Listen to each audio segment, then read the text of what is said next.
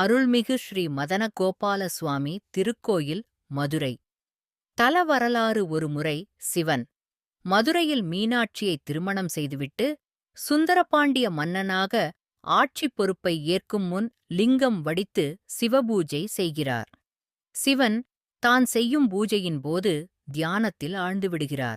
இதனால் சிவனின் உடலில் வெப்பம் அதிகமாகி அக்னி ஜுவாலையாக மாறி இந்த உலகை பாதிக்கிறது.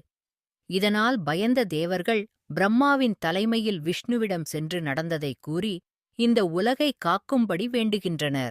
சிவனின் தியானத்தைக் கலைத்தால் மட்டுமே அவரது உடலில் ஏற்படும் வெப்பம் குறைந்து உலகம் காக்கப்படும் என்பதை அறிந்தார்.